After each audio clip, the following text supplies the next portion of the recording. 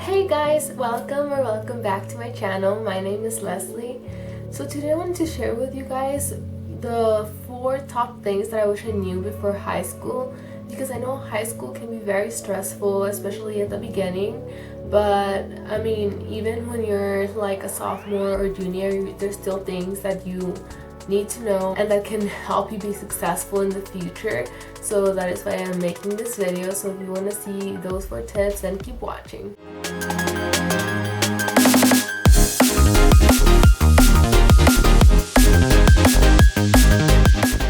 So for those of you that don't know, I graduated spring of 2020. So I graduated a couple months ago barely, and so I know what I am talking about. So tip number 1 is that the easiest way to make friends is to be involved.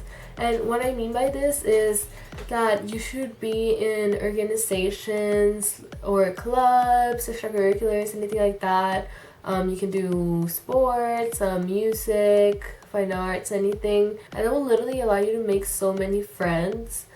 Like, I was in band, and before the school year even started, like my freshman year, I had a ton of friends already. Because in case you don't know, for marching band you do start practicing before the school even starts. You start practicing like a month before, because obviously you need to start learning like all the basics for the competitions and everything. So it is a great way to get to know other people, and you don't just get to interact with other freshmen, you also get to interact with sophomore, juniors, and seniors as well, which is really great, because that way you can also get like advice from them, and they get to tell you like what their high school experience has been like so far and things that you should avoid. And that takes me to my next tip, which is that upperclassmen are not all mean. You can literally actually be friends with them, especially if you're in an organization with them. It is way more likely that they'll be nice to you. It is usually assumed like that just because they're upperclassmen, like they're a senior, like they're not gonna want to hang out with a freshman, and like they're not gonna think you're cool or anything like that, and that they're gonna like do pranks on you, be mean and all that. And that is not true. They're more like focused on, oh, like I'm about to go off to college and all that, but that doesn't mean that they're gonna be mean to you or that you guys can't make upperclassmen friends. So my third tip is to not burn yourself out in high school. This is advice that I got when I was either a sophomore or a junior. My French teacher told me this because I was taking like 5 advanced courses. I was in band, mariachi, haiku, and all of these other activities. And obviously it's a lot, and he told me, he was like, make sure that you're not one of those students that takes on like a huge load during high school and just like burns out, and then in college you don't want to do anything and you're just like burned out, you know, because usually you won't be successful that way, and you might even end up dropping off.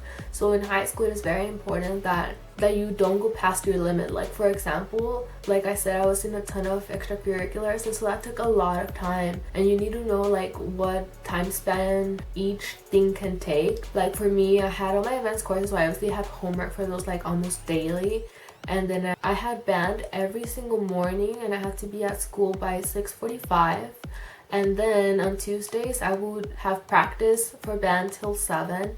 And then on Fridays I would have games, so that meant that I usually didn't get home until like 12. Or we always had competitions, so it was like an all-day thing, so I was never home. And then I had mariachi practice and haiku practice on top of that, plus all the homework. So I mean, it was definitely a lot. I was usually stressed, but like everything that I was doing was something that I really wanted to do, and I knew that like it wasn't my limit, because it is very important that regardless of whatever you're doing, that you don't pass your limit. Because once you reach your limit, you're probably gonna have a mental breakdown, because it's just gonna be too much for you. And I'm not saying that like you can't take it, but it'll just be emotionally draining, and you're probably gonna end up wanting to quit everything because you're just gonna be so tired of it. Just make sure to like stay close to your limit, but don't ever get there. So my final tip will save you both time and money, and it is to take as many college courses as you possibly can while you're still in high school. This is very important, because I feel like when you're first going into school, like as a freshman, maybe you don't know all the options that are there for you, and you might not be aware that like, oh, this is a college course and I can get credit for it and all that. So you might not choose it just because people are going to tell you, oh, it's hard because it's like a college course, or just the fact that it's a college course, it might intimidate you as a freshman. But don't let that happen, because literally college courses aren't all that bad, especially if you're taking them in high school. Like, they're way easier in high school. In this tip, there's like a subsection. If you already have the major that you want to go into, then I would suggest that you also start looking into the requirements for your specific major at the college that you want to go to, because each college has specific courses that you need, like for basics and all that, and you can start looking at them way before. Sometimes the requirements change, but it's usually very slightly. Tip would be to go into Google and search your college name, then put your major, and after that put degree plan, and there it should give you exactly what courses you need and like the different options that you have.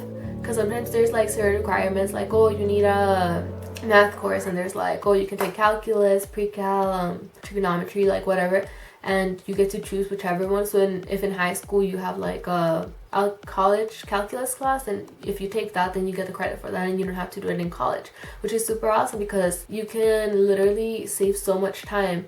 Like for me, for example, I took so many AP and dual credit classes that I will finish my degree in 3 years instead of 4. So it's like, that's a whole year that you're saving for yourself, and obviously it's a ton of money as well. So I definitely recommend looking into the class requirements. So yeah guys, those are all the tips that I have for y'all today. If you found this video helpful, then be sure to give it a thumbs up and consider subscribing because it really does help me. Thank you all for watching. See y'all next time.